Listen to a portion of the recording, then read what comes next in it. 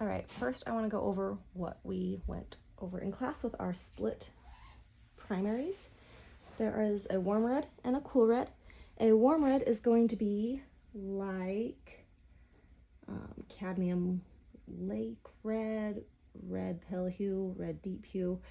They're going to be kind of what you think of when you think of as red, though usually they have a little bit of an orange, tomatoey color to them. And a cold red would be a magenta, more like this, a permanent lake. That is a cold red primary. Yellow, you can see this is a warm yellow. Oops, you can't see. Warm yellow, cold yellow. So just putting that on there. Warm yellow, cold yellow. You can see the difference there. One just feels a lot warmer, looks a lot warmer. The other one looks a lot colder. For our blues, this is a warmer blue, and this is a colder blue. So our first task was to mix all 12 of these colors, primary, secondary, and tertiary, using just our primary colors.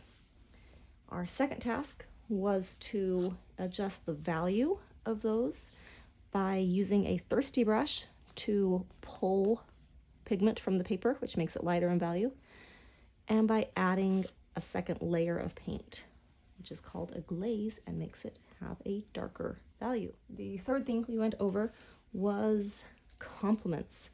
So we had our third color wheel. We wrote in the colors: yellow, yellow, orange, orange, orange, red, red, red, violet, violet, blue, blue, blue, green, green, yellow, green. We always start with yellow on top, generally because that is the weakest color. So what we want to do on this color wheel is you're going to pick your color, which is the one written down, and you're going to slide across and find out what is exactly opposite it. That is that color's complement. So you're going to mix up mostly your dominant color here with just a little bit of your complement. So to do that, for yellow, I'm going to mix my warm yellow and my cold yellow. I'm just going to mix them together. Why not here? And I'm going to take, oh my gosh, you guys, just the tiniest bit of purple, because yellow is so weak. Maybe a little bit more. And I'm going to paint this on here. So you can see that this yellow is just a bit more rich than my yellow here. These colors are bright and beautiful and just, you know, wonderful and fun. But these colors here are more sophisticated and nuanced and more what you're going to see in reality, because very rarely in real life are hues pure like that. And again, this is the way you're going to add shadows. If you have something yellow and you want to add a shadow to it, you're going to add just a little bit of violet to that, and it will make a great shadow. For instance, if I have a yellow ball here and I want to make sure the bottom side has a little bit of shading on it, I'm going to take a little bit of purple and put that in here, and it creates a nice little shadow on there. And that was the first part of our lesson. All right, so this is take 2 on our color grid video, because the first one was mostly just the back of my head. I don't think anybody wants to see that. So I'm gonna try this again. Color grid. I have my palette here. This is the Winsor & Newton Cottons set. And it has alizarin crimson, cadmium red, pale hue, cadmium yellow, lemon yellow, sap green, viridian hue, ultramarine, cerulean, white, yellow ochre, burnt sienna, burnt umber, and I have a magenta off to the side to use. Now, if you have white, I would say skip doing white. And if you have black, also skip doing black, but everything else we're going to use. So we have 5, 6, 7, 8, 9, skipping that, 10, 11, and my magenta makes 12. So because we need a label row as well, I have 12 colors, so I'm gonna make 13 columns and 13 rows. So I'm going to not put my head in the picture, and I'm going to go ahead and just do 3, 4, 5, 6, 7, 8, 9, 10, 12, 13 for my rows, and 13 columns will be a little bit trickier, but I believe in us. We can do just a little over 2 centimeters each, and that should be great.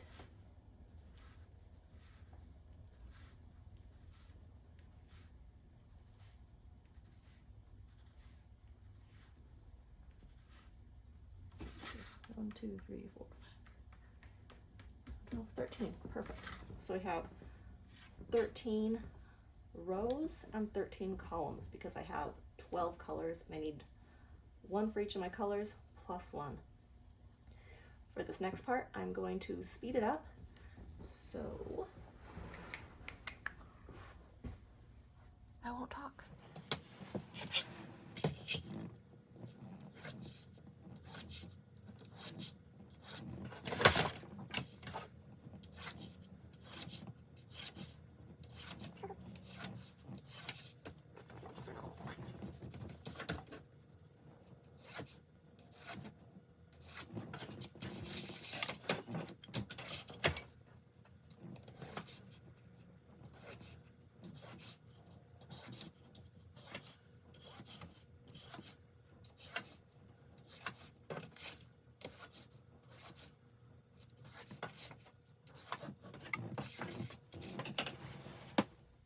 All right, clearly I'm less worried about my squares being perfect than I am about mixing the colors.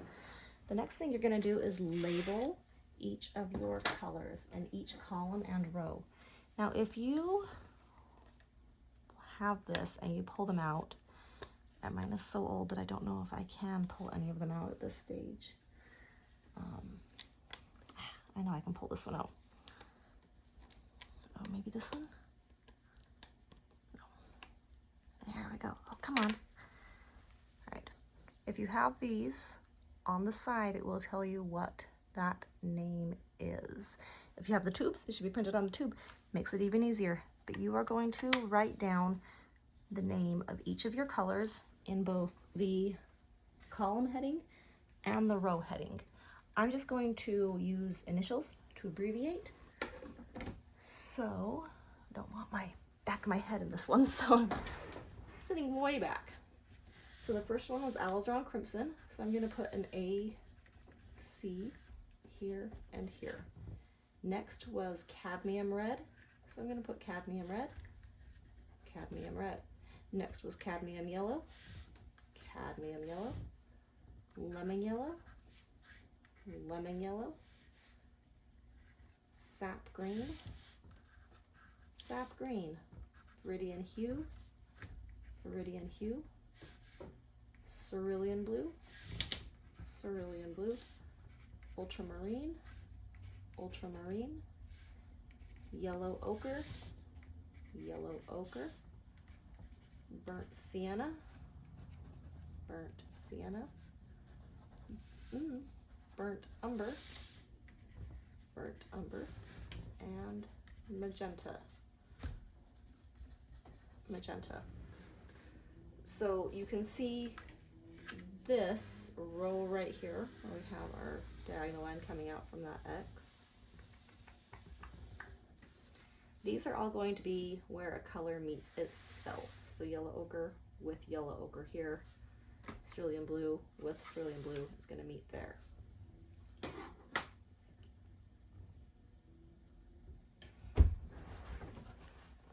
Okay, so I recommend doing this.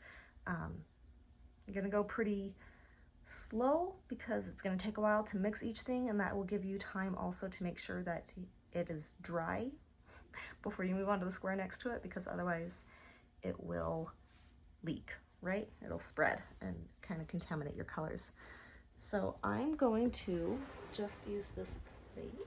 You can see I used it already as a palette. So what I'm going to do, make sure the back of my head is not in frame, and I'm going to start with my alizarin crimson. And the first thing I'm going to do actually is paint my column and row heading. Now where alizarin crimson meets alizarin crimson is just alizarin crimson. Look at that. That one's done so easy, right? It's going to get harder, I promise.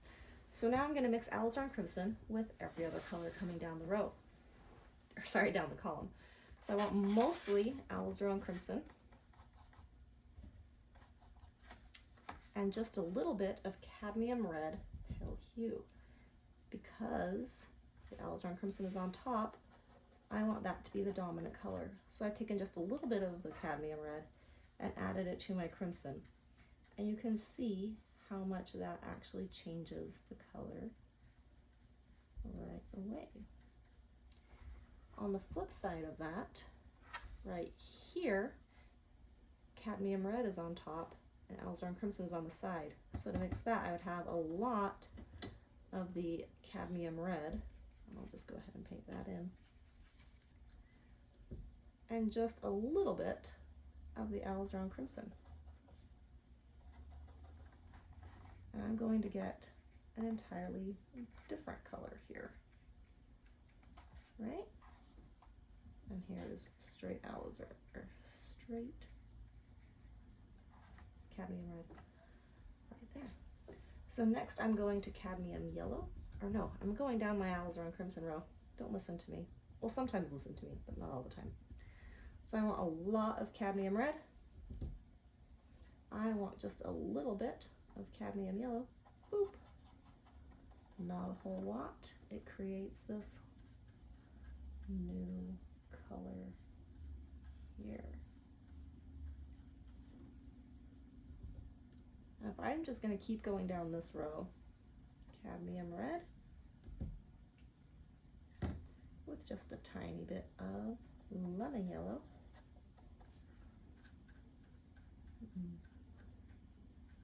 And these are going to be very close in color, but if you look at them, you can see that this one is just kind of a warmer color than that one, right?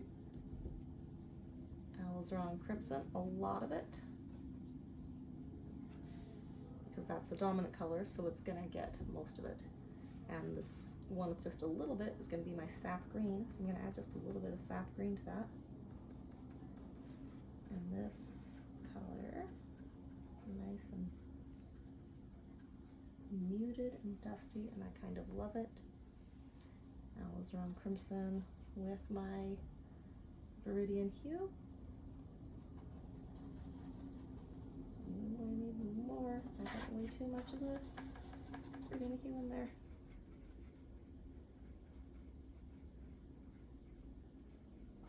Alright, let me see how much that changed, right, with that darker green. Now alizarin crimson with my cerulean blue.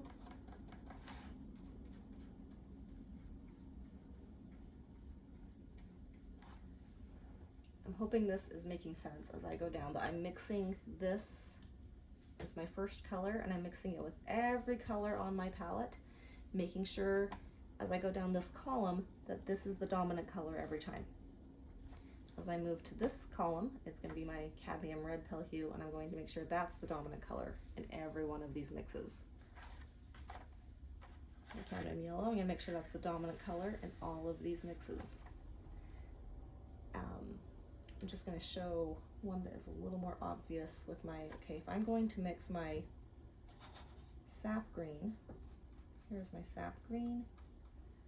Lovely, lovely sap green, one of my absolute favorites. And I can see where they meet, it's just going to be plain sap green. Awesome. But if I want to show you guys sap green being the dominant color for, say, burnt umber.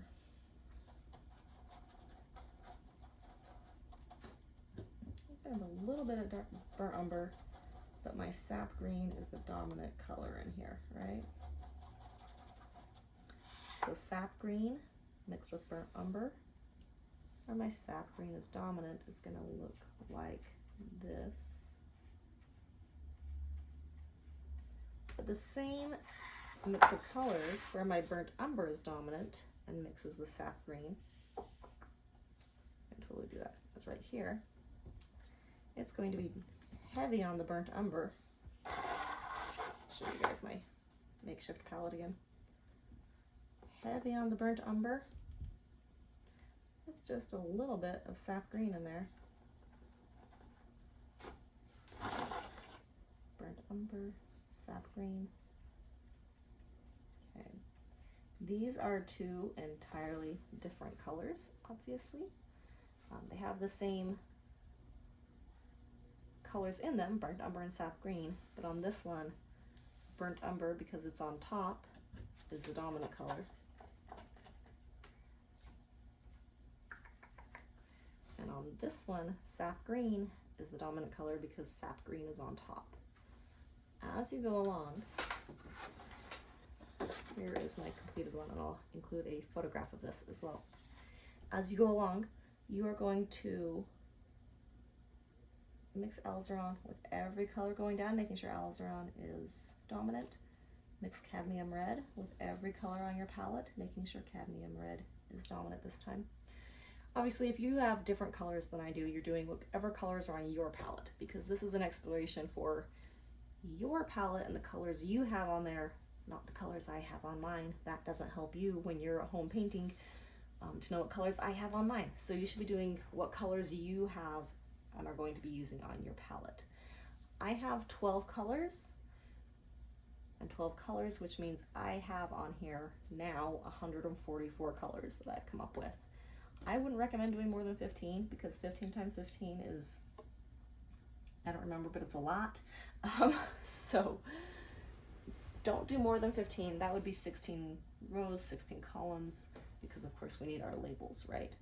So as you do this, you're going to find that some of them are just not what you'd expect, but they're all on your palette.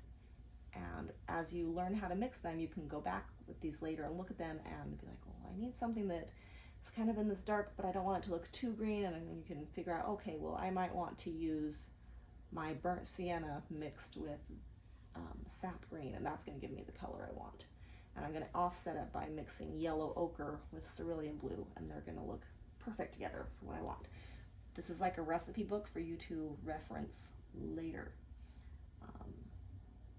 As you do this, I want you to pick just 2 or 3 that are your favorites and make sure you really, like, I would even give them a name, right? I would look at this beautiful color right here and I would say this is like a muted Victorian teal and I think it's gorgeous. Or I would look at this and I would say this is really beautiful sage.